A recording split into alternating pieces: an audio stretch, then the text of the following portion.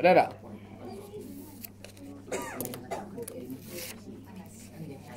Ada soalan? Kepada mama-mama yang Ustaz, soalan yang hari itu Ustaz. Ustaz yang saya tanya yang rambut tu Ustaz dah jawab kah? belum? Kepada mama-mama yang baru first time hadir, saya ucapkan selamat datang. Untuk makluman yang baru hadir ataupun yang baru nak berjinak-jinak menyertai kelas saya di Masjid An-Nur setiap hari Khamis jam 9 ke 10 ataupun 11 pagi. Untuk kelas solat kita akan berkongsi, kita akan berbincang, kita akan bersoal jawab berkaitan soal solat khususnya setiap hari Khamis bermula jam 9 pagi sehingga jam 10.30 ataupun jam 11 bergantung pada keadaan. Kepada mama-mama yang pernah hadir dan hari ni tergerak hati dah tinggal lama lepas tu hari ni baru nak hadir, saya ucapkan selamat kembali ke pangkal jalan.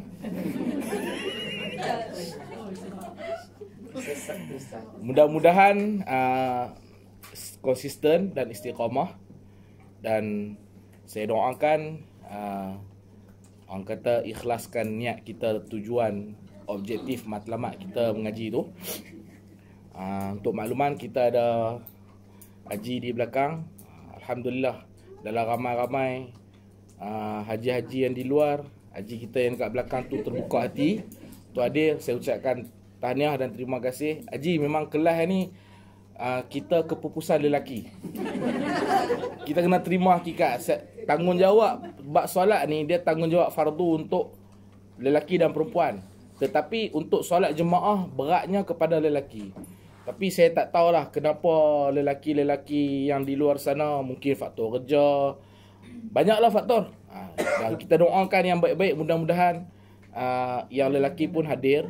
Ada juga sebelum ni yang lelaki hadir, tapi bila dia tengok banyak bunga, dia hadir sekali, lepas tu tak ada dia dah.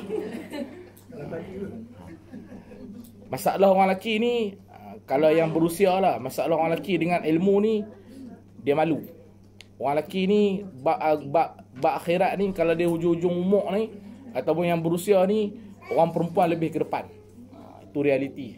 Sedangkan tanggungjawab tu berat pada orang lelaki. Sebarkan maklumat ni, saya mohon mama-mama haji, sebarkan maklumat ni. Saya tak melencong ke mana, saya masih dalam bab solat. Cuma ada masa saya melencong bab poligami, saya melencong bab semua tu sentuhan-sentuhan yang nak bagi tak boring, nak bagi orang kata mama tak mengantuk. Sebab mengaji ni memang adatnya kita akan didampingi oleh setan-setan yang dia bergantung dekat mata, dia bergantung kat hati, dia bergantung supaya apa? Sebab mengaji ni kita nak memperbaiki solat kita. Bila kita memperbaiki solat kita, kita sebenarnya sedang memperbaiki akhirat kita. Makanya setan-setan dia akan berusaha untuk mengganggu kita supaya kita tak memperbaiki solat kita dengan cara dia bagi kita mengantuk, dia bagi kita malas. Bila solat kita tak dibetulkan, maksudnya kita bukan dalam proses membetulkan akhirat kita. Jadi sebab itulah saya kena masukkan unsur-unsur yang ada yang bergelak ketawa, ada yang selalu mama tahulah macam mana. Yang asalnya karakter saya seorang karakter yang, saya ni karakter pendiam. Cerita pula lah, promosi nampak. Saya ni karakter yang pertama pendiam. Yang kedua, saya tak pandai bersembang. Yang ketiga, karakter saya serius. Saya jenis tak pandai nak buat lawak tak. Itu karakter saya. Tapi oleh kerana karakter saya tu dengan muka saya yang kelihatan lebih tua, kelihatan sangat garang, menyebabkan orang susah ataupun orang beranggapan saya ni seorang yang sombong ataupun saya ni seorang yang tak boleh didekati. Maka saya gunakan pendekatan humor, gelak ketawa dalam kuliah atau penyampaian saya supaya orang lebih mudah. Kalau ada anak bagi tahu. Okey. Okey. Baik. Seterusnya, untuk mama-mama yang hadir yang belum ada kitab, saya sangat menyarankan ada kitab. Sebab apa? Saya bukan berceramah, saya berkuliah. Kuliah maksud dia lebih ilmiah dan perlu ada semakan. Jadi kalau mama yang nak kitab, dan saya amat galakkan membeli kitab, tapi sayang kalau beli kitab tak mengaji. Dia kalau dah beli kitab, dia jadi satu push factor ataupun satu faktor yang mendesak supaya kita mengaji. Pasal apa? Kitab dah beli, takkan nak biar di rumah. Okay. Kemudian boleh bagi tahu dekat saya harga kitab RM20. Kalau mama bagi lebih, alhamdulillah, pasal harga kitab lah ni dah naik. Dah naik. Okey.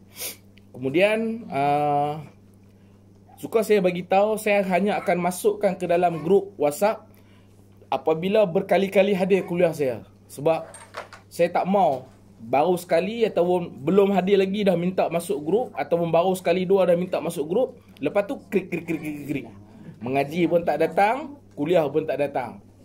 Kalau atas tak datang tu atas faktor-faktor kenderaan ke apa ke yang menyebabkan sampai memang tak boleh hadir langsung, better left group. Okey. Sebab tahu dah memang kita memang takkan boleh hadir. Kemudian kalau yang tak boleh hadir, saya nak beritahu kat mama, setiap kuliah saya memang buat live ataupun saya rakam, dan saya kalau sebelum ni saya masukkan dalam Facebook. Tapi sekarang ni saya dah nak mula menyepi dari dunia Facebook, pasal Facebook ni pada saya banyak mudarat daripada manfaat. Dia membuang masa pada saya. Maka saya hanya akan kekalkan kuliah-kuliah saya dalam channel YouTube saya. Channel YouTube saya Pak Long. Promosi nampak? Ya. Tujuan saya rekod kerana apa? Yang pertama, untuk saya semak kembali bagaimana kaedah saya mengajar. Yang kedua, untuk saya semak kembali jika ada berlaku kesalahan-kesalahan dalam penyampaian saya. Yang ketiga, untuk saya jadikan proof sekiranya ada apa-apa yang boleh dikenakan tindakan ke atas saya di atas penyampaian yang salah ataupun fitnah ataupun tomahan ataupun penyelewengan. Dia jadi data. Jadi mama-mama boleh tengok balik kalau kata nak double confirm. Baik. Kelima, kita mulakan kelas kita. Betul tak ada soalan? Ada Ustaz, tadi saya mau tanya. Silakan mama. Sambung yang hari itu Ustaz. Hari itu pasal babi kena samakan kalau piring tu. Kalau arak Ustaz, gelas dia tu. Oh, kalau arak. Kan. Mama pagi-pagi dah bagi saya stres dah. Arak ni minum dia haram. Wih, awet mah. Orang punya di semua di sana. Jawapan lah tu. Jawapan. Mama, arak ni hukum dia meminumnya haram. Adapun bekas arak tu secara pasti sekiranya ada saki baki arak, haramlah. Okey, haramlah. Itu yang pertama. Yang kedua, bekas arak tu sekiranya kita tak tahu ia digunakan sebelum ni dituang arak. Contoh kita makan di mana-mana restoran di Labuan ni umpamanya. Kita tak tahu pun yang dia menggunakan bekas minuman itu, contoh cawan dia tuang kepada orang lain, dia jual arak juga tapi kita tak tahu. Yang bekas tu adalah bekas arak dan bekas yang sama digunakan untuk kita. Tak tahu tak ada masalah. Kalau tahu, better elakkan. Haram ke Ustaz? Dia bukan masalah haram ke halal. Masalahnya sesuatu yang boleh menyebabkan cantik mama. Sesuatu yang syubhat. Syubhat ni apa? Dia boleh menyebabkan kita was-was, tak sedap hati, tak berapa nak sonok. Ya tak ya. Better benda-benda lagu tu elakkan. Clear? Okay, jelas? Bagaimana kalau di rumah kita dihidangkan arak? Boleh berlaku tak? Boleh berlaku. Bagaimana nak berlaku? Kenang kembali tahun 50-an, 60-an. Tengok dalam filem-filem. Kan? Jadi macam mana? Kalau dah tahu, kalau boleh buang-buang je lah. Kan? Baik. Tu bab arak. Minggu lepas, Mama pensyarah, Mama Asmah Haji Amin. Asmah ke Asnah? Asnah. Nih, nih. Okey, Mama Asnah. Mama Asnah tinggal di mana? Taman Perumahan Ranca-Ranca. Rumah Ranca-Ranca. Dapat maklumat kelas ni daripada mana? Adik kerja sini. Siapa? Asma, tapi dia belum masuk lagi. Oh, Mama Asmah. Asma Haji Hamid. Ya, tu saya tengok. Haji Tapi Hamid. dia Okey, ni macam adik-beradik ni. Okey. Okey. Mama Maimun Husin. Okey, Mama muka Mama familiar. dia garap dulu ada ikut. Itulah saya tengok. Mama ni anak dara dia yang mana? Tengok muka familiar. Haji, saya macam ni Haji. Sebab kalau dalam kuliah maghrib, kita tak boleh buat berkuliah macam ni. Dalam kuliah maghrib, kalau kuliah maghrib, banyaknya haji-haji tu masuk telinga kanan, keluar telinga kiri. Mereka macam, minta maaf cakap lah, macam nak habiskan masa je masa tu. Sedangkan saya suka macam ni, baru kita boleh soal jawab, baru ilmu tu sampai. Kuliah maghrib saya Haji tak sama macam kuliah ni. Yang ni saya open habis. Baik. Mama Hamidah Ismail. Ya, saya. Mama dapat makluman daripada mana? Dari Ajah Salimah. Oh, okey. Ni bestie lah. Best friend kan, bestie. Ya. Okey. Mama Maimun dapat maklumat daripada mana? Kawan. Oh, angkat geng nampak. Jangan lupa nanti tepi anak. Mama, saya dalam kelas saya memang untuk yang perempuan-perempuan ni, muda ke, yang berusia ke, yang dah nenek ke, siapa ke, saya akan panggil semua Mama. Okey? Kecuali yang umur bawah pada saya. Contoh umur 25, 21, 20. Itu saya panggil nama lah. Okey? Baik. Minggu lepas, kita ada membincangkan tentang bagaimana sekiranya makmum dia meninggalkan imam kerana nak membaca tahiyat awal. Kita solat jemaah, kan? Bila solat jemaah, kita ni makmum, imam tahiyat awal, kita ignore. Maksudnya kita tak ikut dia tahiyat awal, kita bangun berdiri. Itu apa hukum dia? Minggu lepas kita dah cerita. Sekali lagi saya akan ulang balik, kerana saya ada penambahbaikan kepada penjelasan minggu lepas. Mama Sharifah mana? Jaga cucu. Okay. Minggu lepas juga Mama pensyarah. Ni Mama pensyarah. Kenapa panggil Mama pensyarah? Saya ingat pensyarah. Mama pensyarah dah tanya tentang sideburn. Sideburn orang perempuan, kan? Orang lelaki, orang perempuan pun ada sideburn. Sideburn tu bila kita nak ambil wuduk Mama kan, air perlu kena sekali ataupun tak perlu? Okey. Itu menjadi polemik ataupun pertanyaan daripada Mama Sharifah. Saya jawab yang tu Mama. Sebelum tu kita kena kenal pasti anggota wuduk. Anggota wuduk bagi muka. Boleh jelaskan kepada saya? Semua orang berwuduk. Takkan tak boleh jelaskan. Di mana had sempadan anggota wuduk? Mama? Sempadan anak rambut. Anak rambut. Di mana anak rambut? Ubun. Okey, kemudian? Dia macam mana? Dia macam ni ke? Ataupun dia ikut kita punya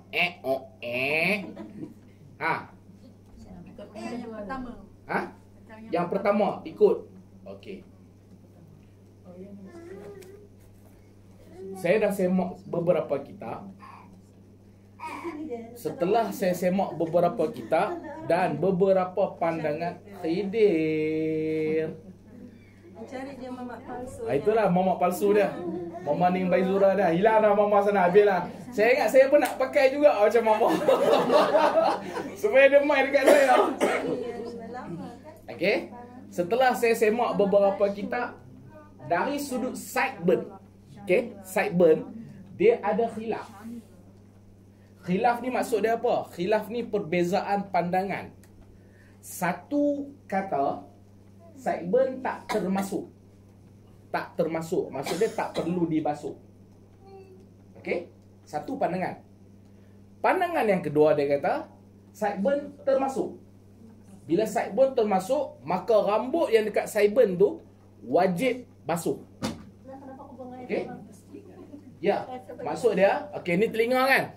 Ni telinga, makna kata ni ni. Ni kan? Ni wajib basuh ni. Wajib basuh. Maksud dia kalau mama ada rambut yang panjang, kalau masa mama nak ambil wudu, kan? Lipat kan. Nak basuh muka. Masa nak basuh muka, mama pun mengelak rambut mama yang jatuh ni kan, yang sideburn ni, mama angkat, mama selak, selit di belakang. Kan? Selit di belakang telinga. Maksud dia mama tak basuh. Okey, pandangan kedua kata tak sah. Wuduk tu tak sah. Kalau mama solat dengan wuduk tu, solat mama pun tak sah. Solat mama tak sah kerana apa? Kerana wuduk mama tak sah. Okey? Di mana titik ataupun punca perbezaan pandangan tu? Titik ataupun punca perbezaan pandangan tu terjadi dari sudut istilah. Yang dimaksudkan sideburn tu apa? Yang dimasukkan anak rambut tu apa? Dan yang dimasukkan sempadan. Ni mama, kalau mama tengok belah sini, saya nak beritahu kat mama. Yang ni dia ada nama dia. Yang ni dia ada nama dia dalam Arab. Kita semua sama ya. Tapi dalam Arab dia ada nama dia. Nama itulah yang menjadi perbezaan sama ada kena basuh ke tak kena basuh.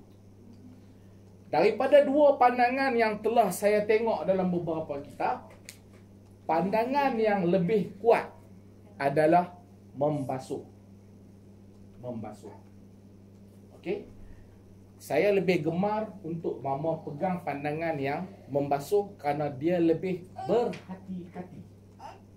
Kerana pandangan yang lebih berhati-hati macam syubhat tadi lah mama kan. Pandangan yang lebih berhati itu dia lebih baik. Lebih baik. Jelas? Clear? Pandangan ketiga yang saya baca, dia kata apa susah nak elakkan kerak sideburn. Bila kerak confirm lah, tak gaduh dah fikir basuh tak basuh. Okey? Jelas semua? Clear. Itu soalan yang telah ditanya minggu lepas. Ada tak apa-apa lagi? Soalan baru kalau ada. Boleh. Kelas ni memang dibuka untuk ditanya. Kelas ni bukan untuk saya bercakap seorang. Kelas ni saya buka, semua orang boleh tanya. Dan tidak ada pertanyaan pun yang remeh. Tidak ada pertanyaan pun yang dimaksudkan pertanyaan, alah takkan yang tu pun nak tanya. No, bagi saya semua soalan, semua pertanyaan adalah precious. Maksud dia sangat berharga bagi saya. Okey, silakan mama. Maksud Ustaz tadi tu kan, sideburn tu kan, biasanya kalau orang perempuan kan yang sebelah sini ni memang panjang, cuma yang di sini ni jarang panjang lah. Biasanya yang ada sideburn kan, ya. Di sini jarang panjang, jadi rambut yang di sini memang selalu diikat ke belakang semasa ambil air wudhu. Yang dimaksudkan yang diikat tu. Yang diikat. Maksudnya yang turun sini ni kan?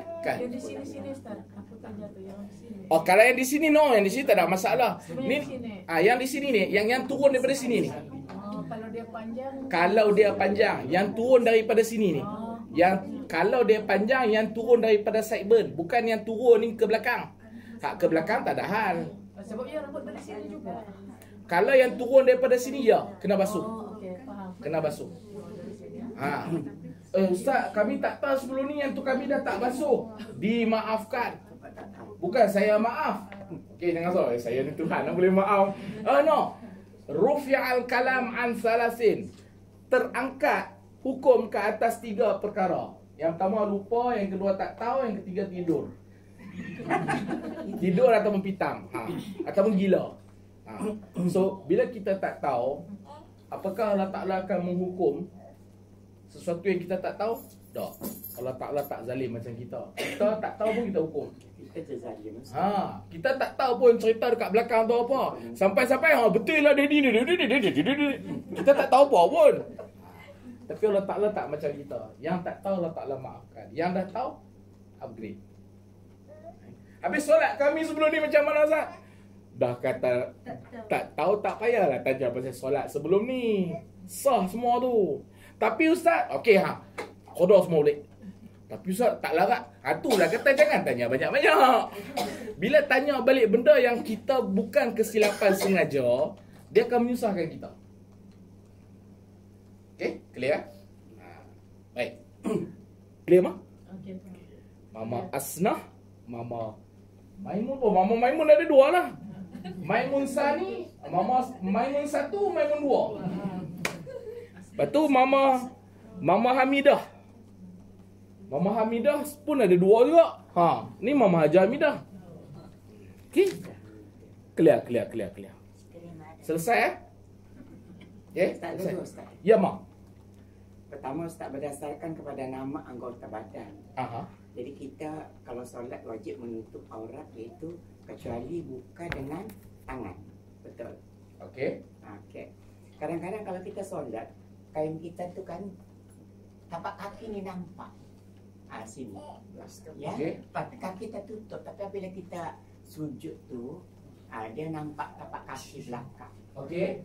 Jadi adakah itu termasuk juga aurat? Sebab kalau nama anggota badan ini bukan kaki, telapak kaki. Sama juga macam rambut tadi tu. Okey. Anggota aurat perempuan yang hanya boleh kelihatan muka dan tapak tangan.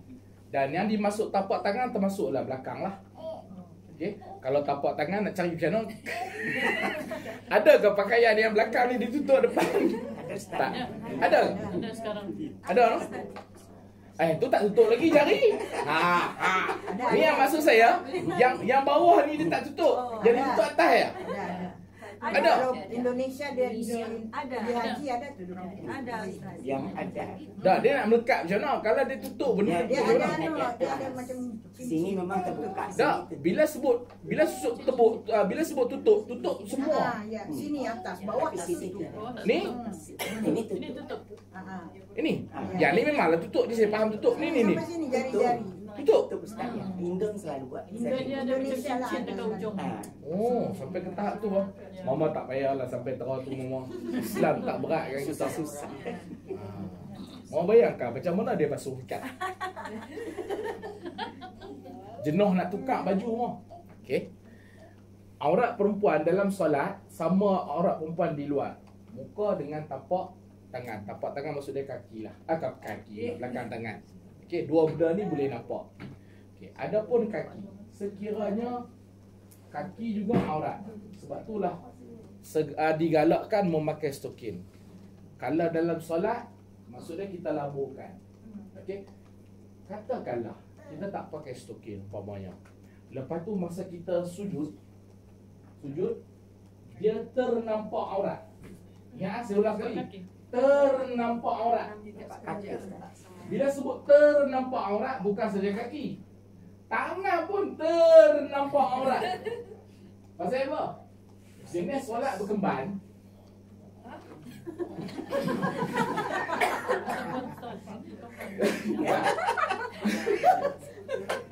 Jenis solat berkemban. Maksud berkemban solat di rumah kan, lepas mandi dia berkemban tengah tu sajalah. So ni mana dia tutup kan? Saya ambil panas. Saya ambil situasi yang ada kebarangkalian berlaku. Saya tak ambil situasi yang kebarangkalian tu tak berlaku. Okey, turun terbuka aurat.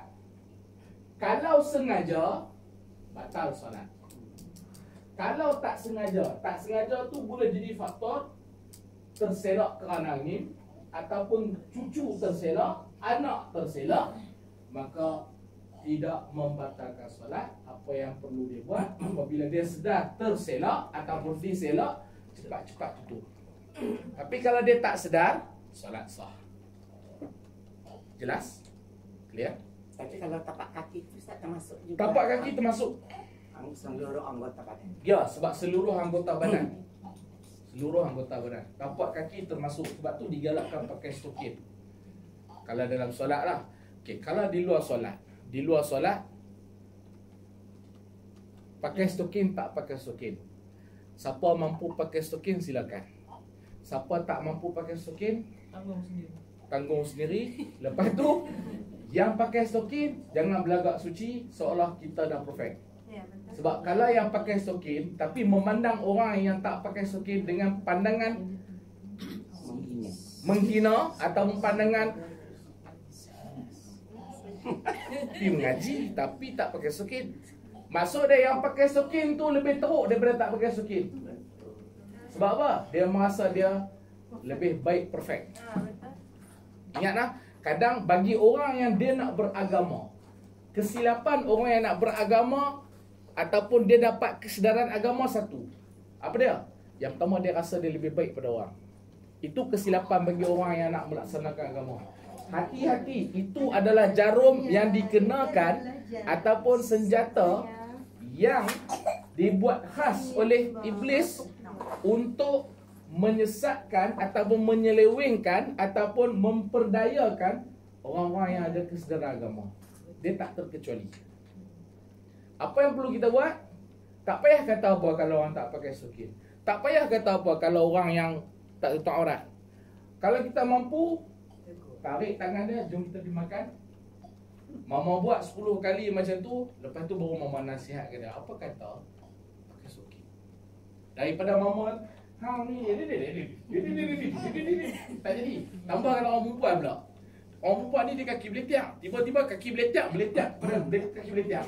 Agak-agak kaki beletiak yang kedua ni nak dengar. Lawan beletiak. Bila lawan beletiak tak jadi apa. Kalau jenis macam tu, saya lebih suka guna pendekatan.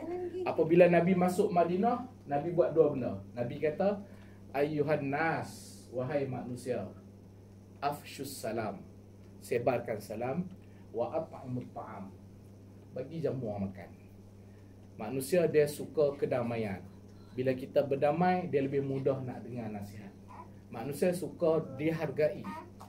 Cara manusia dihargai antaranya dengan kita bagi dia makan, kita bagi dia hadiah. Apa beza? Mama ada 2 orang kawan. Seorang mama langsung tak pernah belanja dia, tak pernah buat apa-apa kat dia. Seorang mama ni best friend, nak makan ajak, nak tidur ajak. Nak tidur ajak apa kita tidur ajak. Nak apa-apa ajak. Mama sangat concern pada dia. Kawan ni buat salah, mama bagi nasihat, dia mudah tegur. Kawan ni yang mama tak pernah apa-apa, tiba-tiba mama bagi nasihat, kawan ni dia susah nak tegur, sudah susah nak terima. Itu psikologi manusia. Clear? Jelas? Baik. Satu lagi. Ya, Mak. Silakan. Ustaz, kalau kita berihram. Okey, berihram. So kita kena nampakkan tangan. Kalau ditutup dia jadi kena bayar dam. Okey. Okey, kalau kita solat pula, kadang-kadang kita tutup tangan kita dalam telekung. Okey. Apa pula ceritanya tu, Ustaz? Kalau dalam ihram, sekiranya apa? Kalau tutup kan kita kena bayar dam. Tangan ni tak boleh ditutup. Tangan tak boleh ditutup. Okey. Kalau dalam solat, kadang kita pakai telekung kita tutup. Kan kita tutup dalam telekung. Dalam solat tutup. Dalam ihram buka. Kalau tutup kena dam. Kalau masa ihram. Okey, jadi masalahnya apa? Jadi macam mana dia ada perbezaan kan di antara ibadah kita? Oh, ada beza. Ada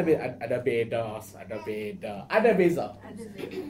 Ihram macam orang kata tadi, tutup kena dam. Solat, okey. Tangan mama boleh tak kalau mama solat tanpa pakai telekung? Contoh pakaian yang sedia ada sekarang, mama solat. Tangan mama terbuka, boleh tak boleh? Boleh. So, jadi menutup tangan tidak, tapi kalau dah pakai telekung. Tertutup kan? Memang tertutup. Tambah kita solat, telekung dililit lagi telekung dalam tangan. Ya, tertutup lah. Tertutup. Sama juga saya. Sebab ibadah kecuali kalau pasti keluar macam ni. Tidak juga kan? kalau kita tengok orang Arab dia tak tutup tangan. Saya tangguh soalan tu sebab dia ada kaitan dengan ihram. Sebab benda tu kalau sengaja, tapi benda tu dalam solat. Dalam solat dia tak tutup pun tak ada masalah. Tapi kita solat dalam keadaan kita ihram. Problem statement dia bila kita solat dalam keadaan ihram dan kita tutup. Dan tutup tu boleh jadi 2, sengaja ataupun tak sengaja. Apakah termasuk kena dam? Maka saya tangguh soalan tu. Saya kena simak kitab balik. Pasal perbahasan dia panjang tu. Kalau setakat solat saja lain, ihram saja lain, tak ada masalah. Okey? Tapi saya pernah tanya tu Ustaz. Ya, silakan. Tambah. Pergi umrah lah. Okey. Kan? Tidak dikenakan dam, dia bilang sebab telukung itu kan panjang saja. Okey. Tidak dikenakan dam, melainkan kita pakai sarung tangan lah. Lain lah kalau kita pakai sarung tangan, dia bilang baru kena dam. Ya, asasnya begitu. Kalau kita pakai sarung tangan, memang kena dam. Termasuklah dalam solat, kalau kita pakai sarung tangan, kena dam. Tetapi bila kita solat, kita tak pakai sarung tangan, tapi kita ada perbuatan menutup. Yang tu yang menjadi, saya tak boleh nak terus bagi jawapan. Walaupun saya ada jawapan, tapi saya perlu double check. Takut-takut nanti saya bagi benda lain, dah jadi benda lain. Lebih baik saya ikut Imam Malik. Saya tak tahu. Maksudnya saya kena rujuk kitab balik. Okey? Cantik soalan tu, nanti saya akan jawab. Ada lagi tak? Terus kepada satu. Tak ada? Habis. Okey. Baik. Masalah yang saya nak tambah baik kepada masalah yang 103. Jawi muka surat 90, kitab Mama muka surat 68. Yang ada kitab semak muka surat 68. Yang tak ada kitab tumpang-tumpang hujung telinga, hujung mata tengok. Okey? Dan kelas saya amat menggalakkan yang pertama ada kitab, yang kedua ada buku nota, yang ketiga ada pensel atau pen sebagai catatan. Masalah yang ke-103, makmum takhalluf kerana membaca tasyahud awal. Ulang balik Ustaz. Ya, saya nak buat penambahbaikan kepada pencerahan, kepada penjelasan tu. Minggu lepas kami dah cerita tajuk ni, saya dah bahaskan panjang lebar. Tapi minggu ni saya nak tambah baik sikit penjelasan. Penat rupanya bila bercakap lama-lama ni. Minum Ustaz, minum.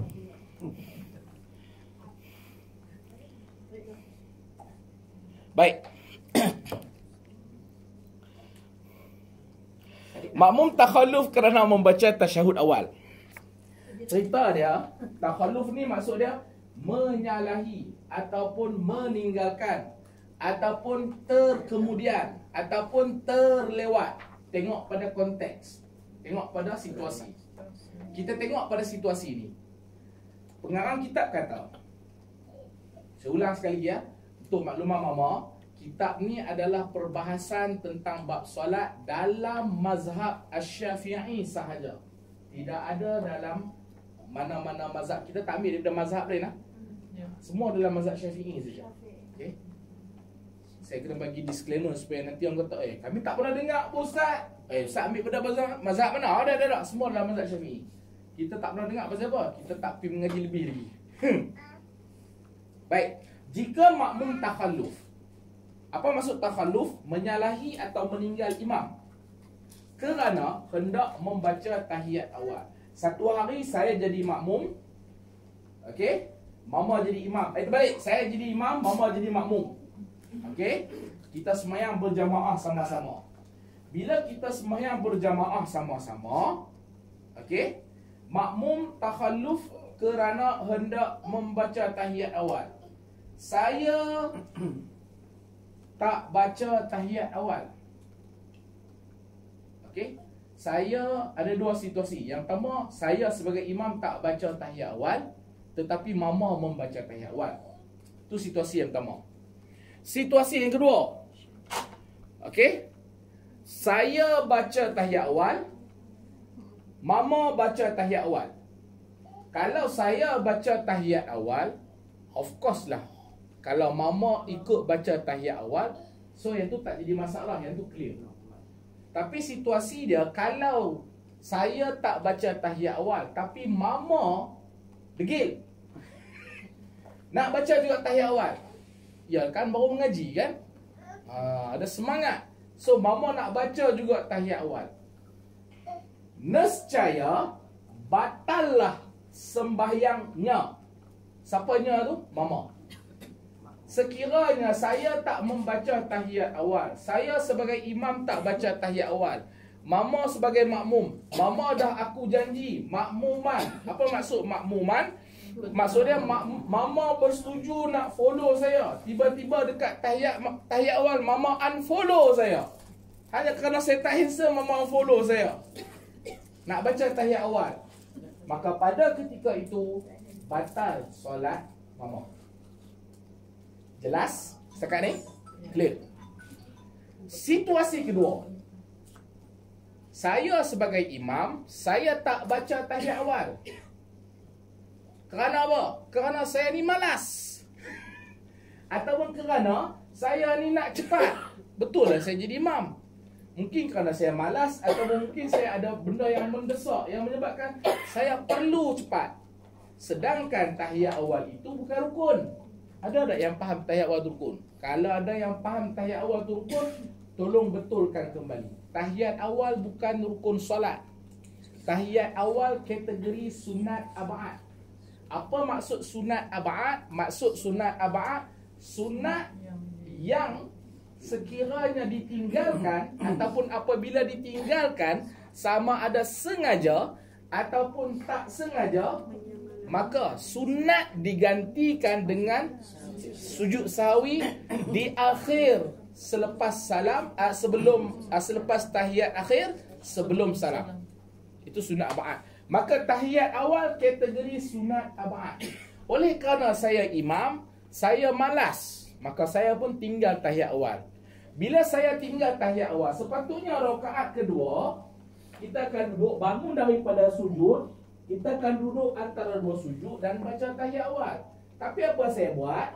Ketika lepas saya sujud subhana rabbiyal a'la wa bihamdihi 3 kali, saya tak duduk tahiyat awal, saya terus bangun. Bila saya terus bangun, makmum dekat belakang, mama duduk. Dan mama duduk, mama tak bangun follow saya. Tapi mama niat mufaraqah. Apa maksud niat mufaraqah? Bila mama dah nampak saya bangun, mama pun kata, aku tak mau ikut imam ni. Niat hati mama, bukan mama cakap, imam, mama tak mau ikut imam. Batal solat mama. Maksud dia mama niat dalam hati tak mau ikut imam. Tu maksud dia mufaraqah, unfollow imam. Pada ketika itu solat mama sah. Tetapi mama dah jadi solat sendirian lah. Maka mama teruskanlah baca tahiyat awal sampai habis tanpa perlu mengikut imam dan tak perlu keluar saf. Mama masih dalam saf yang sama. Okey? Dua situasi. Kenapa saya jelaskan dua situasi ni? Sebab mama akan masuk ke situasi yang rumit. Bagi clear dua ni. Haji ada soalan? Contohnya, okey, sebagian daripada imam ada yang terlebih rakaat. Okey, terlebih rakaat ya. Katakan lagi dalam 4 rakaat, Empat tiba-tiba rakaat. imam terlupa. Okey. Dia berdiri, perlukah makmum itu berdiri? Okey, cantik soalan tu. Kita solat jemaah, solat subuh 2 rakaat, imam dia buat 3. Solat maghrib 3 rakaat, imam dia buat 4. Solat 4 rakaat, imam buat 5. Okey. Ketika itu sekiranya berlaku, contoh solat zuhur 4 rakaat, imam bangun rakaat kelima. Kita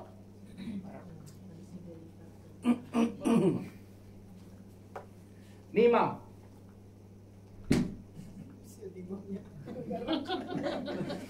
Imam dia tak boleh berdiri, Ustaz. Imam sakit kaki. Jadi imam. Tidir. Jadi imam kidir. Mari. Ini lagi tak tahu arah. Okey. Anggaplah imam imam depan ah. Okey, sekarang ni kita anggaplah ini sepatutnya solat zuhur lah. Okey, kita akan duduk tahiyat akhir. Betul? Okey, imam pun Allahu Akbar. Kita pun dengan akbar tu kita pun Allahu Akbar. Kita pun duduk tahiyat akhir, betul tak? Tapi imam berdiri. Tapi imam tu apa? Imam tu imam lah Allahu Akbar. Dia berdiri. Okey, kita yang macam penat dah pula. Okey, kita yang makmum ni bila nampak, kita tahu tak ni imam tu salah. Tahu. Zuhur 4 rakaat dia buat 5, kita tahu tak? Tahu. Okey, apa yang kita perlu buat? Jangan bangun follow dia. Apa kita buat? Imam turun, nak teru. Salah tu. Imam ni dapat je gaji buta. Sembahyang 4 rakaat 5 rakaat tak boleh beza. Salah, jangan sebut lagu tu. Apa yang perlu kita buat? Yang pertama, kekalkan duduk dalam keadaan ini. Kalau lelaki, subhanallah. Tegur imam dengan lafaz subhanallah. Sekali tak dengar, Balik. kali dua, Balik. subhanallah. Yang ketiga tak Tak dengar juga. Ketiga tulis kat kau. Kali ketiga, subhanallah. Tak perlu lah sampai itu. Maksud dia, maksima tegur imam 3 kali saja, maksima. 3 kali. Imam kata apa? Padulilah kau. Aku imam kan, aku mana boleh salah. Kau siapa? Maksudnya kalau imam dia tak pedulikan teguran kita, apa yang perlu kita buat?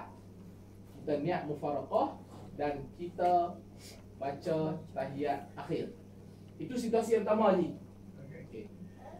Situasi yang kedua, boleh tunggu imam tu. Kita boleh tunggu imam tu, kita tak niat mufaraqah, tapi kita tunggu imam tu. Kita tunggu dia sampai dia duduk balik. Tak payah tegur lah kan. Tak perlu tegur. Tapi kita tunggu tu, dalam hati, dalam kepala kita kena beranggapan, this is imam forgetted. Dia ni pelupa. Kena anggap dia lupa. Nyanyuk. Imam kalau dah sampai macam tu, berhentilah jadi imam. Kalau nyanyuk lah, kalau nyanyuk. Kalau dia muda lagi, dia tak nyanyuk. Kalau muda lagi, dia cerita. Okay? Situasi yang kedua, kita boleh tunggu dia dengan anggapan dia lupa. Boleh. Tetapi Lama tu nak tunggu tu. takut tengah tunggu imam ni. Dia mula fikir pasal imam. Iyalah. Dia mengganggu konsentrasi kita. Jadi cara yang terbaik, kita niat mufaraqah. Imam, padulilah kau. Aku, kau. Kubur resesi. Nanti kau jawab. Okey? Apa yang kita buat? Kita pun niat mufaraqah. Kita baca tahiyat akhir sampai habis, then kita bagi salam. Jangan kita dah niat mufaraqah, kita baca tahiyat akhir, tapi masa nak salam kita tunggu imam bagi salam. Itu tak betul lah. Jadi imam tu kan kalau dia Padulilah dia memang. kalau imam tu sudah naik, kita masih di bawah lagi. Dan kita memang solat zuhur 4 rakaat. Imam tu je yang lebih. Kita niat sudah mau faraqah. Kita memang dah niat mufaraqah. Bila kita niat mufaraqah, kita dah tak ada kaitan dengan imam tu. Imam tu dia nak ke kanan ke kiri, dia punya pasal. Ataupun tiba-tiba baru dia teringat ke dia turun balik, itu dia punya pasal. Pasal bila kita dah niat mufaraqah, kita dah tak ada hubung kait dengan imam tu. Tiba-tiba kita nak pasal niat tapi lupa lah ada perkataan muwarakah tu. Macam mana tak? Bila niat ni dia bukan membaca mufaraqah sahaja aku mufaraqah. Adalah jauh. Kita ni kan budak-budak baru belajar. Nak baru nak mengaji yang sombong. Yang sombong. Pulang paku buah keras nampak? Yes. Okey, katakanlah. Okey, situasi tadi settle lah. Jelas ah? Whatever it takes. Apabila imam salah dan salah tu adalah melibatkan rukun. Sekiranya kita di belakang imam, kita dah tegur imam, imam tak betulkan. Solusi terbaik, niat mufaraqah and then kita solat sendiri. Tetapi, ni banyak situasi mama sebelum saya masuk pada mama. Tetapi sekiranya kita duduk di saf yang jauh, Kita dengar. ujung imam sana, Mam, subhanallah. Maklumlah orang belakang imam ni mangkuk ayun. Contoh. Ataupun dia pun Pak lima. Dia pun tak unconsistent, tak perasan. Dia pun orang kena khusyuk sangat sembahyang imam, mana nak tahu. Sampai dia pun tak tahu, aku ni 4 ke 5, aku ikut imam je lah. Maka dia pun tak tegur. Tiba-tiba yang hujung yang tegur. Okay? Yang lebih berat ataupun yang lebih afdal tegur adalah yang di belakang imam, 3-4 orang. Okay? Yang hujung-hujung tu, kalau dah jadi lagu tu, terbaiknya niat mufaraqah, tak perlu tegur. Settle. Clear? Terjawab soalan? Okay? Satu lagi Kedua, apabila imam terbatal. solat dia kan, contoh dia ada apa kan, kemudian dia keluar, perlukah orang saf yang pertama di belakang Ismail Bilal akan bergantikan tempat? Okey, bagus soalan tu. Apabila imam batal, maka perlu ada yang menggantikannya. Tetapi dia bukan wajib. dia bukan wajib. Perlu ada yang menggantikan imam tu. Kerana apa? Kerana nak lead semua. Kalau tidak nanti tu dia macam tu punya. Okay? Tapi kalau solat Jumaat jadi wajib. Wajib ganti imam sekiranya tak cukup 40 orang. Okay? Baik. Apabila yang imam batal, maka orang yang belakang imam tu dia boleh untuk ganti imam ataupun dia tak mau ganti pun tak apa. Tak jadi masalah. Dia bukan wajib kena ganti. Oh, bila imam batal wajib kena ganti. Oh, no. Kalau makmum nak ganti pun boleh. Kalau makmum tak mau ganti boleh dah. Boleh, tak ada masalah. Jadi sembahyang Jadi sendiri lah. Ha. Sendiri-sendiri. Imam tu yang tak sah. Imam tu dah batal biar. Kalau kita masih sah lah. Kita sah. Itu tak ada kaitan. Tapi yang jauh-jauh itu tidak nampak itu imam keluar sudah pergi ambil wudhu macam mana? Sebab itulah pentingnya semua orang belajar dan khususnya orang yang nak duduk di belakang imam tu dia kena ada ilmu. Bila dia tak ada ilmu, itu problem. Dia akan jadi apa? Nampak simple tapi kesannya yang ujung-ujung. Cara yang terbaik walaupun dia bukan wajib untuk menggantikan, yang lebih baik adalah ganti.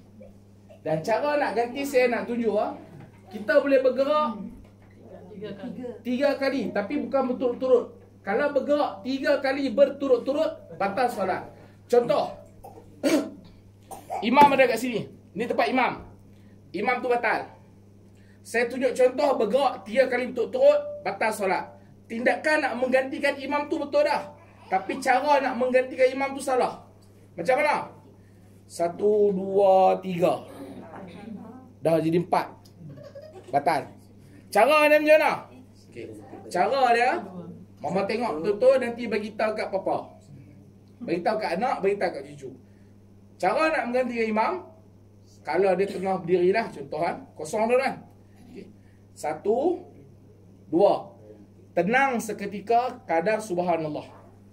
Tenang seketika selepas bergerak 2 kali, tenang seketika sekadar subhanallah. Ataupun kalau kiraan masa lebih kurang 2 ke 3 saat. Okay, katalah kita dah tenang seketika, baru sambung. 1, 2. Dah sampai tempat imam. Itu cara ganti yang betul. Okey? Jelas? Baik. Langkah tu besar ke kecil? Baik, katalah ada orang yang nak langkah besar. Boleh? 1, 2. Boleh? Dengan syarat, kalau langkah yang besar tu mestilah tidak mengubah kedudukan kiblat. Kalau dada kita berpaling ataupun terpaling kerana besarnya langkah kita, batal solat. Selain pergerakan kita boleh yang 3 kali berturut-turut boleh membatal solat, berpalingnya dada daripada arah kiblat juga boleh membatalkan solat. Mama tak bergerak 3 kali berturut tapi mama syok solat. Khusyuk. Mama dah berpaling pada solat. Sama juga pergerakan tu. Kalau mama bergerak langkah besar yang boleh menyebabkan dada mama berpaling, batal solat. Tapi kalau pergerakan yang besar tu, langkah yang besar tu tidak menyebabkan berpalingnya dada, maka tak jadi masalah. Kalau muka terpaling sikit. Muka bukan terpaling sikit. Mama tengah solat ni. Saya tengah solat senang. Saya tengah solat ni. Tiba-tiba ada perempuan cantik lalu. Saya pun bukan terpaling. Oh. Sah solat saya. Tapi perbuatan paling tu makruh. Dada tak. Sebab dada tak berpaling. Oh, yang penting dada lah.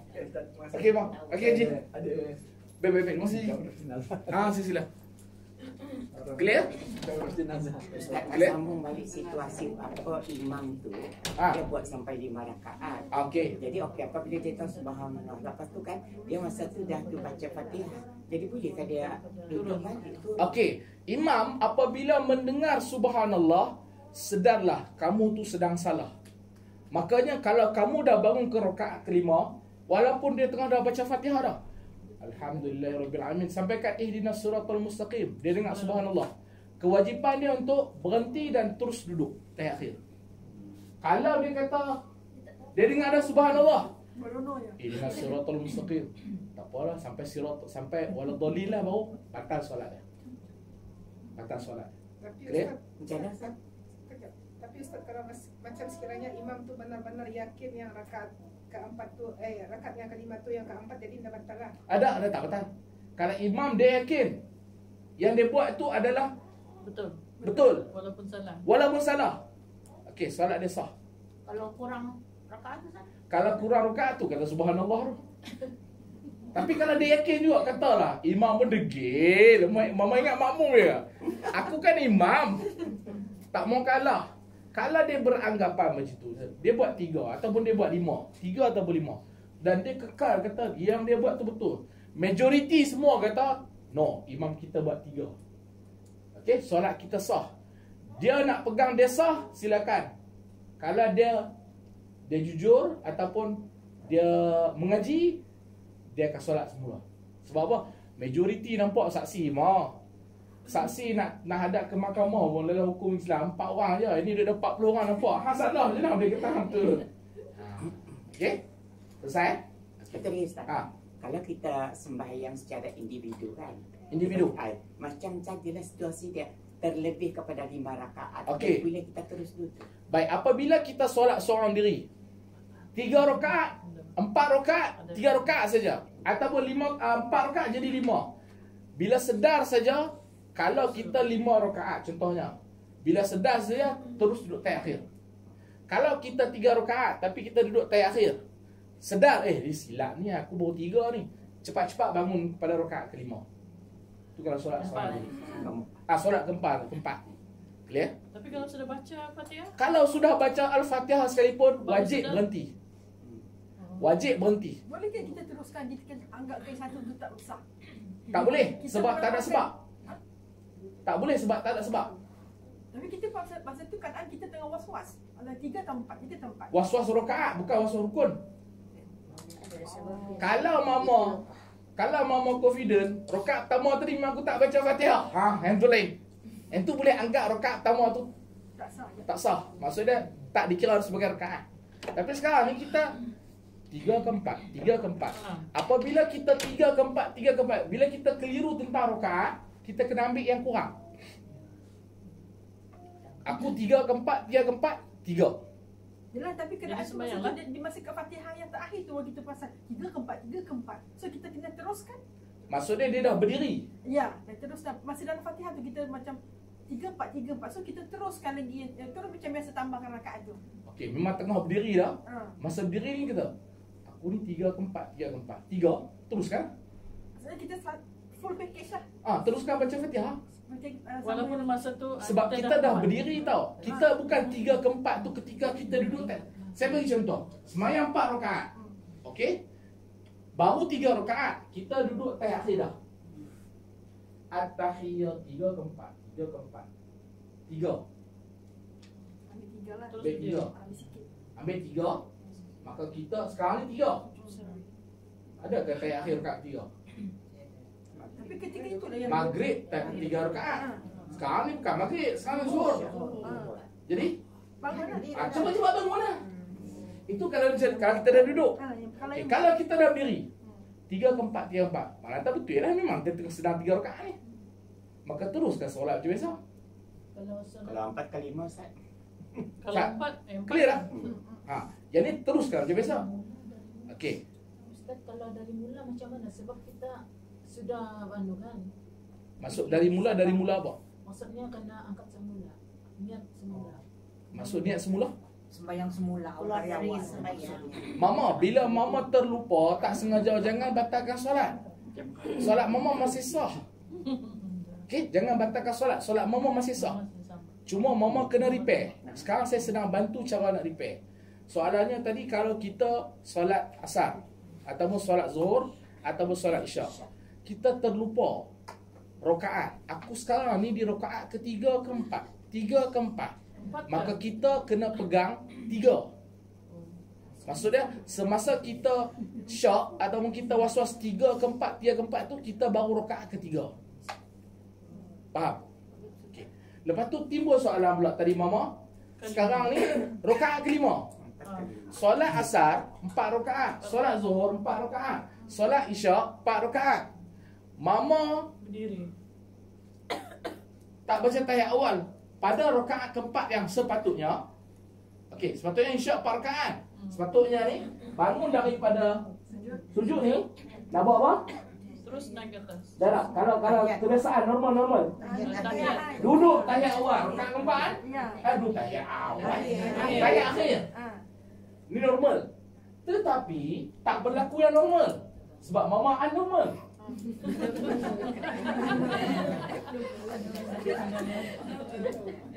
Tak ni lah. Tak mau masuk dah ke ustaz ni. Tak normal. Apa jadi? Mama terus bangun. Terus berdiri. Dengan sangkaan 3 lah. Mama pun berdiri. Lepas tu mama baca. Baca apa mama? Bismillahirrahmanirrahim. Alhamdulillahirrahmanirrahim. 4 ke 5. Dia datang. Dia bukan 45 Ustaz. Dia aku sudah 4 tu. 3 ke 4. Maksudnya 4 ke 5 lah tu. Bila kita rasa macam tu, 4. Terus Pegang 4. Bila pegang 4, Turun balik. bukan, turun balik kan? Oh, boleh turun balik. Oh, boleh mama. Boleh. Sebab tu mama beruntung hari ni mama dapat ilmu baru. Mungkin So sebelum ni kita tak mama tak payah tahu. nambah lagi rakaat tu. Tak perlu tambah rakaat. Seandainya kalau kita teruskan Kalau kita teruskan, yang ni yang beri ini nombor 4. Terjadi sama aku ni. kalau mama dah confident 4, lagilah mama kena turun. Tidak, yang beri ini nombor 4. Oh, kalau mama confident, yang ni bukan 5 tapi memang 4. Bila confident tak ada apa, teruskan macam biasa. Tapi ada juga tu orang. Kalau dah confident, Biasanya buat sajalah. confident tak timbul. Biasanya dia kalau solat maghrib 3 ke 4. Kalau solat yang 4 rakaat 4 ke 5. 4 ke 5. Dia takkan main aku confident 4 rakaat. No. Aku confident rakaat ke 5. Aku confident rakaat 4. Dia takkan berlaku macam tu. Dia takkan berlaku. Kalau dah confident, teruskan sajalah berdiri baca Fatihah kan. Masuk kalau tak confident, Tak confident yang 4 ke 5, kan 4 ke 5. Dah Tak. confident sudah ke 4. macam saya kata tadi, apabila kita was-was rakaat, pilih yang paling sikit. Jadi kita teruskan. Sembahyang asar berapa rakaat? 4. Masa mama berdiri tu, mama tak confident apa? 4 ke 5 kan? 4 ke 5, mama ke 4. Maka teruskan macam biasa. Baca Fatihah teruskan. Ah. Kan? Okey? Clear? Jelas? Mama dapat ilmu baru? Sebab macam boleh naik balik tu kan. Ha. Saya pernah terjadi. Alhamdulillah, hari ni dapat ilmu. Lepas tu Ustaz rasa bersalah pula. Sebab sudah habis waktu kan. Aha. Sah kata tidak sembahyang zuhur tadi yang jam tu. Jadi fikiran makan Ustaz. Maka solat lepas tu sah. Bukan saya Tuhan. Orang berdiri naik balik lah. Betul lah tu. Betul. Okey? Dia ada dapat pengetahuan sebelum ni lah. Yang dia dapat. Hari ni dapat mengesahkan lagi. Ajak Abang Mai kita mengaji. Bawa anak sekali. Clear? Mau yang Jelas. puasa yang kau ini bawa. Bawa Mai dua-dua. Saya berbalik pada soalan Mama tadi. Tadi Mama kata, hak mufaraqah kan? Dia dah niat mufaraqah. Belum. Belum dah? Kan tadi dia kata imam tu tengah kita confuse 4 ke 5. Lepas tu kita tak nak ikut dia. Tiba-tiba dalam kata apa niat kita nak buat mufarakah. Kita sebab perlukah kita sebut mufarakah tu? Tak perlu. Dalam hati. Maksudnya santan kita memelayukan ayat tu maksudnya. Mufaraqah bahasa Arab dia kalau orang Cina dia nak cakap apa? Untuk dia tahu. Kalau orang India dia nak cakap apa? Nanda. Kalau orang Putih nak cakap apa? I don't know. I follow you. No. Yang kata mufaraqah ni. Mufaraqah ni bahasa Arab. Mufaraqah ni maksud dia apa? Mufaraqah ni berpisah daripada imam. Niat untuk berpisah daripada imam. Mudah faham lagi. Niat untuk meninggalkan ikutan imam. Mudah faham lagi. Niat tak mau ikut imam. Nak bagi faham lagi. Aku tak mau. Aku dah mau ikut tadi kau. Tak kisahlah apa pun yang mama niatkan yang memberi maksud. Asalkan memberi maksud tidak lagi mengikut imam, maka sah. Dia tak semestinya kena mufaraqah. No, tak semestinya. Okay. Kalau niat sudah mati tu kan. Boleh? Sebab memang kita niat. Lintasan hati ke tu Ustaz? Niat ni lintasan hati, niat ni keinginan, niat ni desire, cakap bahasa Inggeris. Niat ni kemahuan, niat ni desakan, tu niat. Ustaz sama juga kita macam niat solat. Memanglah itu yang selama ni saya tekankan. Bukan kita baca niat. Niat ni kita willing to do. Terlintas macam tu. Contoh, kita tengah duk biasa-biasa ni, tengah duk baca buku. Tiba-tiba terlintas hati rasa nak makan. Niatlah tu. Ustaz, yang tadi tu kan yang masa untuk imam tadi dah batal. Lepas tu tak ada gantinya. Kita terus pasang niat mufakat tak? Jemaah makmum tu terus pasang yang niat tu lah. Siapa nak pasang? Menceraikan imam tu. Siapa?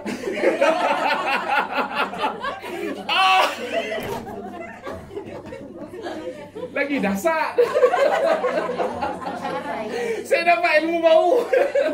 Aku ceraikan imam tu. Kan, Ustaz kan? Betul kan? Ya. Maksudnya kita automatik kita menceraikan imam tu. Sebab tak ada siapa yang menjadikan imam. Kan? Boleh, tak ada masalah. Semua masing-masing niat menceraikan imam. Boleh, tak ada masalah. Bahasa baru. Niat menceraikan imam. Kalau tiada niat pun dapat Ustaz kan sebab imam dah ada tak boleh. sudah di depan. Kalau mama tak niat, tak ada siapa pun naik. Mama nak berdiri berapa lama? Sendiri. Kan. Okay, katakanlah imam tu batal ketika mana berdiri. Mama ada 20 orang. Semua tak mau kahwin dengan imam tu. Semua nak menceraikan imam tu. Mama semua je nak je ke imam tu. Kenalah semayang tu semayang Zuhur. Mama nak tunggu sampai bila? Sebab rasa senyap Ustaz. Mama nak tunggu sampai bila? Sampai asar. Abang, Mama beritahu kat saya. Kan? Larat mana? Berapa lama Mama nak diri lagi Mama mula. Lapak pula tu. Lapak pula tu. Sebab tu kalau tak ada yang mengganti. Kalaulah tidak ada yang menggantikan imam. Kalaulah tidak ada yang menggantikan imam. Kalaulah tidak ada yang menggantikan imam, yang terbaik adalah niat mufaraqah. Niat menceraikan imam. Jelas? Jelas? Tutup sudah habis. Satu. Satu sejak. Dua sudah mati. Tutup dua kan. Sabar, saya tutup dulu. Mama.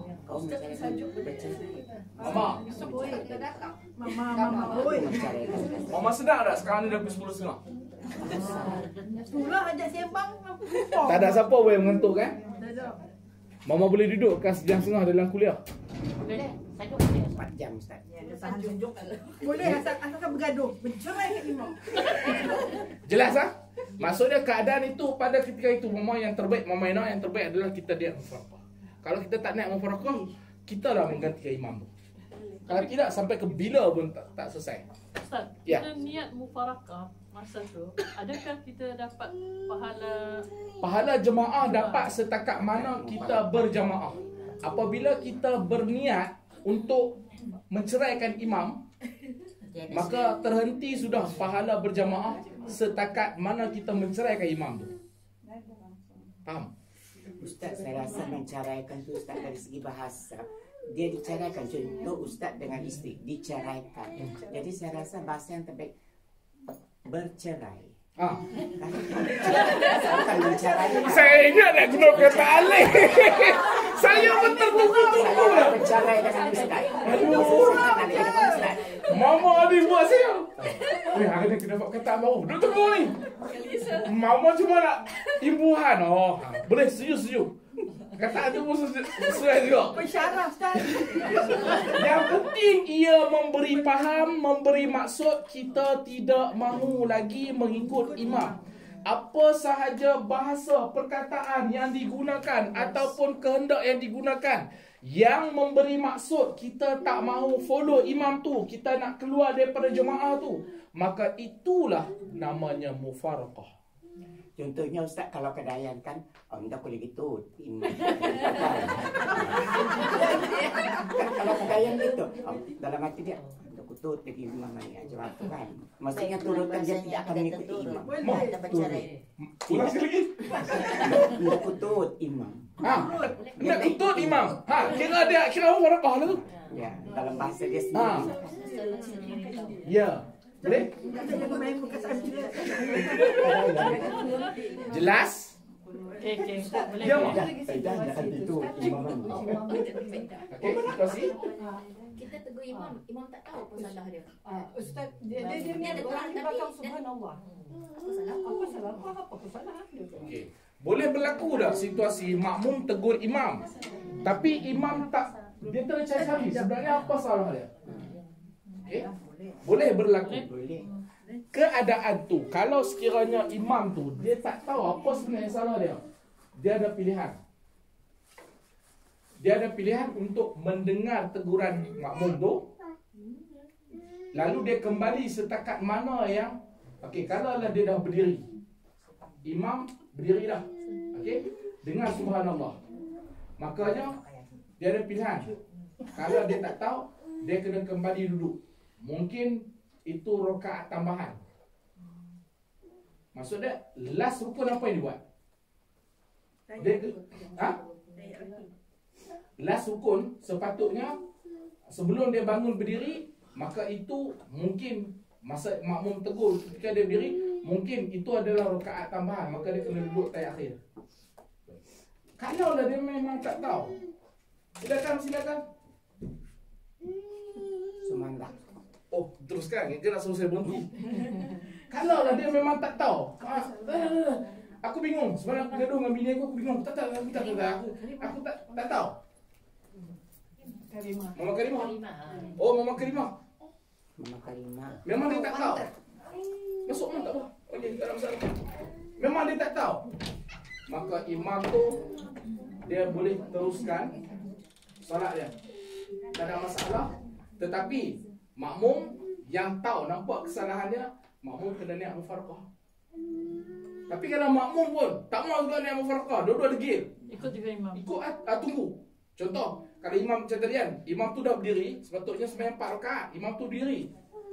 Tapi makmum ni sayang dengan imam. Apa jadi pun imamku. Maka apa dia boleh buat? Dia duduk tahiyat akhir tu, dia tunggu sampai imam duduk sampai baca tahiyat akhir dan beri salam sama-sama imam.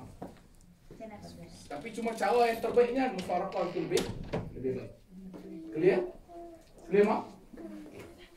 Ada lagi? Okey, satu. Ya, Mak.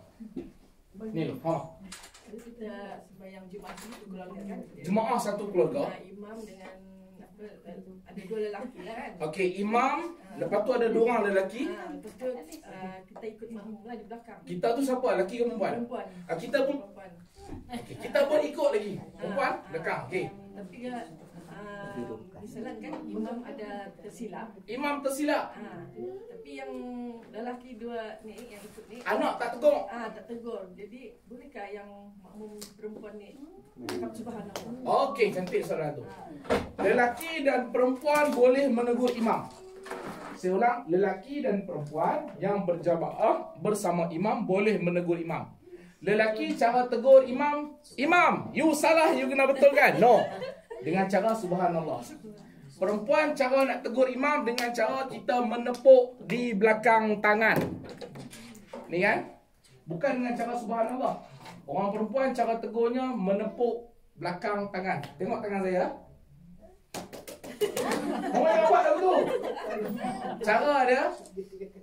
Tengok ah. Tak dengar. Sebab itulah yang afdal tegur tu adalah lelaki. Subhanallah. Kalau subhanallah pun tak dengar. Mama tu last kali mama pergi kat imam tu. Salah. Kan? Jadi dari sudut tegur boleh tak tegur? Makmum perempuan boleh. Tapi teguran makmum perempuan tu tak memberi apa-apa kesan kerana terlalu perlahan. Maka apa nak buat? Sekiranya imam tu salah. Salah tu rukun. Mama ambil jalan selamat, Mufaraqah. Dan mama solat sendiri. Sebab kalau mama tegur pun, katakanlah kalau subhanallah pun imam tu telinga sumbat macam saya memang telinga ada masalah. Tuli tu tak lah mama. Mama ambil kesempatan lah mama. Peluang nak kata, aku kata. Lagi mana boleh kata, aku kata.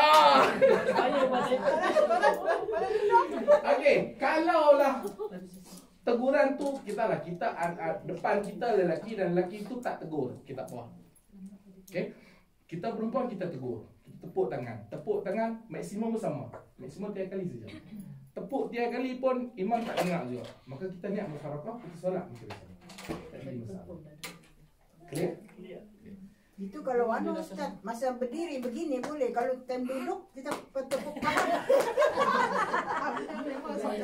Mama suka merumikan keadaan.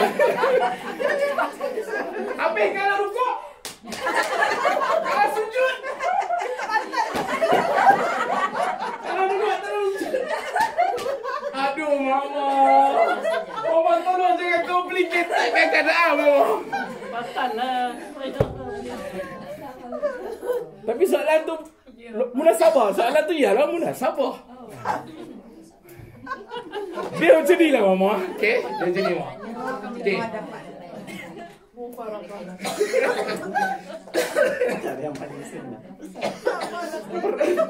Peranan imam tu apa? Sebelum makmum boleh menegur imam tu kena ada ilmu. Contoh, imam sekiranya kalau dia batal ketika mana makmum nampak, yang tu tak jadi masalah sangat. Faham? Tapi kalau dia batal ketika makmum tak nampak, itu masalah. Contoh, kalau dia batal ketika rukuk, terkentut. Siapa nampak kata dia dah bangun? Jadi rukuklah 2 jam. Betul tak? Last kali, imam tak ada. Ataupun kalau lah dia batal ketika sujud. Berapa tahun mama nak sujud? Last kali, imam tak ada. Imam kena cerdik kalau dia jadi imam. Kalaulah dia batal ketika mana makmum tak nampak dia, apa nak buat? Contoh, kalau dia batal ketika rukuk, apa yang dia perlu buat adalah dia kena bangun dan maklumkan kepada jemaah yang dia dah batal. Cara dia kena bangun dulu. Sami'allahu liman hamidah, Rabbana lakal ham. Bila dia sebut Sami'allahu liman hamidah, Rabbana lakal ham, confirmlah jemaah kat belakang pun Sami'allahu liman hamidah, Rabbana lakal ham, betul? Lepas tu dah nampak betul. Imam tunggu pagi belah. Bila dia belah, orang belakang lah untuk naik. Baru betul. Tu kalau rukuk. Kalau dia keluar kan, Sami'allahu liman hamidah, Rabbana lakal ham, aku batal. Ganti. Yang tu atas dia lah, terpulang lah. Kalau imam mana nak tahu kan, seorang boleh berlaku tak? Imam dah batal, tapi masing-masing aku ke dia. Mungkin imam berkata, aku dah batal, ganti ya. Ataupun dengan cara Sami'allahu liman hamidah, kalau ada mic kan, dia pun ambil mic dia pusing belakang, dia bagi dekat orang belakang dia bubuh. Itu menandakan dia nak kawan tu yang ganti, maka dia akan jadi imam. Dia akan lasamuli. Okey. Dan dia yang diganti tu, perlu tak dia nak segera ke tempat imam? Tak perlu. Nanti masa yang sesuai, bergeraklah ke depan. Okey. Kalau dia sujud pun sama juga. Imam dah sujud, batal. Apa yang perlu imam buat? Pastikan makmum nampak dulu. Dia pun Allahu Akbar. Betul? Okey. Makmum nampak tak? Dah nampak. Apa tunggu lagi? Belah. Bila belah tu peranan orang belakang imam. Peranan belakang imam tu, dia kena segera menggantikan imam. Bukan dengan cara dia pergi ke depan. Nak pergi ke depan macam mana kalau dia Sami'allahu liman hamidah, takkan macam tu. Apa yang dia kena buat? Dia teruskan angkat suara Allahu Akbar, rukuk kedua. Kalau rukuk kedua lah Sami'allahu liman hamidah, semua ikut Sami'allahu liman hamidah. Tapi dia masih ada suara sama. Bila dia nak pergi depan, bila dia dah berdiri umpamanya ada ruang, Kalau ada rakaat lagi lah, maka barulah dia pergi depan supaya menampakkan dia adalah imam. Clear? Jadi Ustaz yang di belakang tu wajib ke dia merapatkan saf apabila sudah kosong satu. Okey, kalau ada kesempatan kena rapatkan saf. Kalau tak ada kesempatan tak ada masalah. Sebab orang katalah memang datang akhir umpamanya, masa tak perlulah. Satu situasi Ustaz. Ya. Katalah yang makmum 3 orang ni kan memang dia tidak ada pengalaman, dia tidak ada pengetahuan. Okay. Lepas tu imam tu batal, dia keluar. Lepas tu dia tak mengganti pun imam. Jadi lamar orang solat ke macam mana tu? Itu yang tadi saya kata tadi tu. Bila tak ada orang, imam tak wajib diganti. Maka kita bila imam batal, boleh tak kita solat sendiri? Kita niat mufarqah. Tak ada masalah. Saya nak berbalik pada masalah memainah. Macam mana nak tepuk tangan tu? Okey, kalaulah imam kita dia maklum, dia tahu, maka tak wujud timbul yang kita tepuk tangan lah, apa bala lah. Tak perlu, tak wujud. Tak wujud. Tapi kalau imam tak tahu, kan? Imam tak tahu, macam mana saya tunjuk tadi. Mama jangan sangka imam semua tahu. Imam pun bukan semua benda tahu. Imam pun kadang kari karap boleh juga. Okey, jangan anggap semua imam tahu. Ada imam pun tak tahu. Okey? Sebab kita ni ada part kita tahu, ada part kita tak tahu. Apa nak buat? Okey. Mama ada 2 pilihan. Pilihan yang pertama, mama tunggu orang yang ganti imam. Ataupun mama tunggu imam tu betulkan. Tapi kan nak tunggu dia betulkan, kita tak tahu bila dia nak betulkan. Maka cara yang terbaik adalah mufaraqah. Sebab mama tegur imam bukan satu benda kewajipan. Tegur imam bukan wajib tau. Imam salah bukan wajib tegur. Jangan beranggapan wajib tegur imam, tak wajib. Clear? Jelas? Clear? Alhamdulillah. Imam yang ego. Imam yang ego. Imam yang ego. Okey. Dia dah terkentut, batal. Dia dah terkentut, batal. Tapi dia teruskan sampai habis. Okey. Sampai habis tayat akhir. Sampai bagi salam. Adakah solat makmum sah? Imam tu berdosa. Solat makmum sah. Dia ada 2. Satu imam ego. Satu lagi imam dia nak selamatkan keadaan. Selamatkan keadaan, kita ambil selamatkan keadaan tu. Selamatkan keadaan ni macam mana? Dia takut kalaulah aku keluar, takut yang pertama tak ada orang ganti, takut kucing kecil. Mungkin belakang dia ada yang tak tahu. Dia beranggapan lagu tu. Yang kedua, dia takut nanti yang lain akan tertunggu-tunggu. Maka boleh tak kalau dia teruskan? Boleh untuk dia nak selamatkan hak belakang. Boleh. Tapi dia berdosa lah. Perbuatan dia tu haram, berdosa. Okey. Tapi kalau kata bukan kerana yang saya sebut tadi, tapi kerana dia ego. Aku nak teruskan juga. Aku nak teruskan enggak? Malulah. Malulah, aku imam kan? Yang tu yang kadang solat pun boleh jadi murtad. Boleh keluar. Okey. Sekarang kita tengah belajar. Bila belajar, saya tunjuk kat mama cara sujud yang betul. Okey? Sujud ni hanya pada Allah Ta'ala. Rukuk. Sempadan rukuk. Kita nak menghormati manusia, kita tak boleh sampai ke tahap rukuk. Haram perbuatan tu. Paling tidak pun kalau nak hormat korang, macam tu je.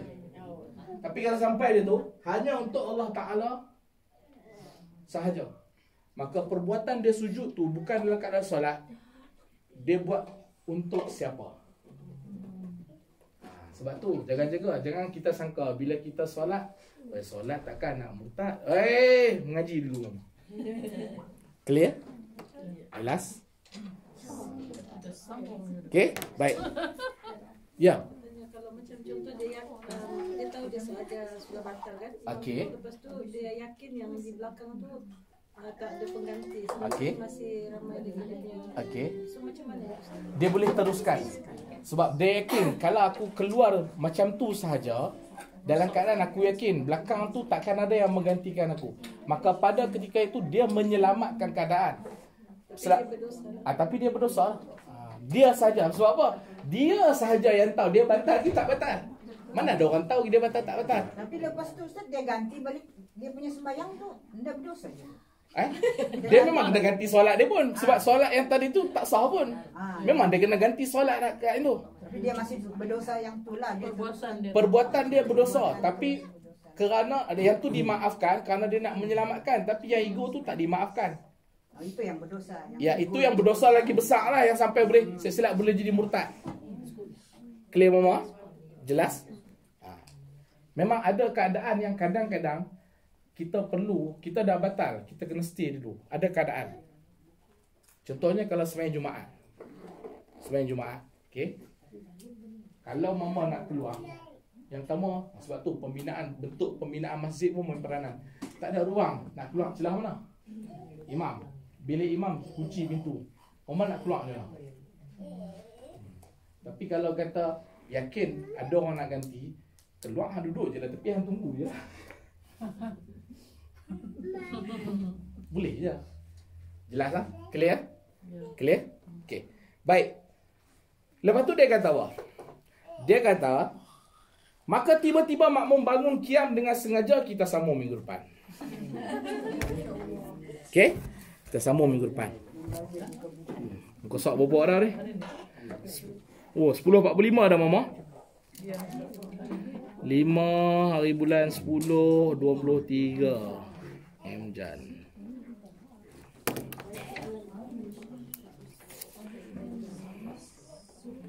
Saya harap hari ni mama ada dapat pertambahan ilmu. Lepas tu salah silap tutur kata, bahasa, penggunaan perkataan yang saya gunakan sekiranya tak menepati, saya mohon ampun dan maaf. Lepas tu yang mana yang gurauan saya ataupun contoh yang tak sepatutnya saya tunjukkan, habis di sini saja. Kemudian jangan malu kalau mengaji dengan saya, jangan malu. Tidak ada soalan pun soalan yang sia-sia. Dan kalau mama perlukan lagi pencerahan, hadirlah ke kelas. Dan kita jumpa minggu depan. Bismillahirrahmanirrahim. Alhamdulillahirabbil alamin wassalatu wassalamu ala asyrafil anbiya'i wal mursalin wa ala alihi wa sahbihi ajma'in. Allahumma faqihna fid din wa 'allimna ta'wil. Allahumma faqihna fid din wa 'allimna ta'wil.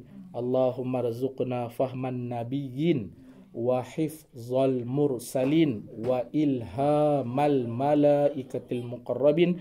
Rabbana atina fid dunya hasanah wa fil akhirati hasanah wa qina azabannar. Walhamdulillahi rabbil alamin. Terima kasih mama. 1 2 3 4 5 6 7 8 9 10 11 12 13 14 15 16 17 18 19 20 21. Aku nombor daripada Ustaz.